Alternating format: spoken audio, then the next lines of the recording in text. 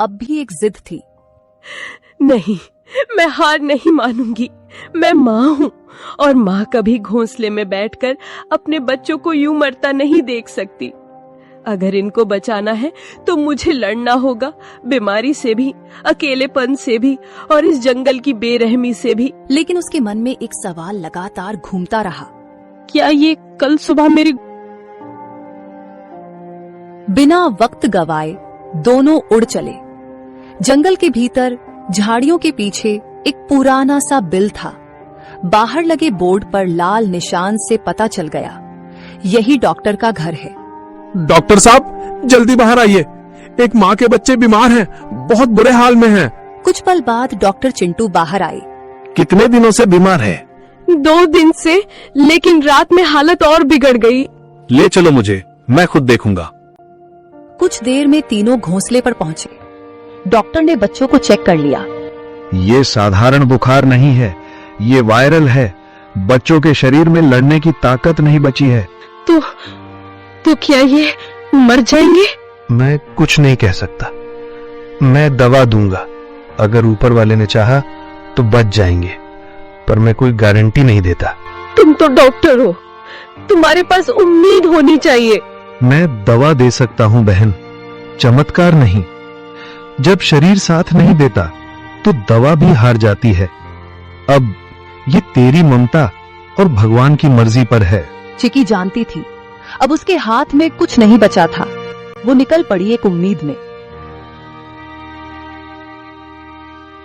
वो जा रही थी उस पेड़ की ओर जो जंगल के बीचों बीच सबसे ऊंचा था। एक ऐसा स्थान जिसे पक्षी शांत शिखर कहते थे। वहां कोई शिकारी नहीं आता, न चीलें बैठती हैं, न कौवे मंडराते। ये कोई आम डाल नहीं थी, ये वो जगह थी जहां आकाश और आत्मा एक हो जाते हैं, जहां हर पत्ता, हर हवा, हर किरण साक्षात ब्रह्मांड की भाषा बोलती है। चिकी वहां पहुंची, कांपती, थकी हुई लेकिन जिंदा उम्मीद से भरी हुई। उसने आंखें बंद की और गहराई से सांस ली। हे ब्रह्मांड, मैं तुझसे मांगने नहीं आई, मैं तेरे आगे झोली नहीं फैला रही, मैं तुझसे लड़ने आई हूँ अपने बच्चों के लिए। उसकी आवाज जंगल में गूंज उठी। मैं एक चिड़िया हूँ, हाँ मामूली, पर मेरी ममता मामूली नहीं। तूने मुझे पंख दिए हैं, लेकिन आज मैं उनसे आसमान नहीं, तुझसे जवाब मांग रही हूँ। क्यों मेरे बच्चों को तूने इस बुखार की आग में झोंका? तू ही बता। उसने आकाश की ओर देखा। उसका शरीर कांप रहा था, लेकिन उसकी आवाज पत्थर तोड़ देने वाली थी। तू सब देखता है ना, तो देख देख मेरे बच्चों की तड़प। अगर तेरे नियमों में न्याय बाकी है, अगर इस जंगल में जीवन के लिए कोई जगह है, तो मेरे बच्चों को लौटा दे, वरना इस शांत शिखर से एक मरे हुए माँ की चीख उठेगी जो पीढ़ियों तक गूंजेगी। बाद उसने आंखें बंद की और गहराई से सांस ली। हे ब्रह्मांड, मैं तुझसे मांगने नहीं आई, मैं तेरे आगे झोली नहीं फैला रही, मैं तुझसे लड़ने आई हूँ अपने बच्चों के लिए। उसकी आवाज जंगल में गूंज उठी।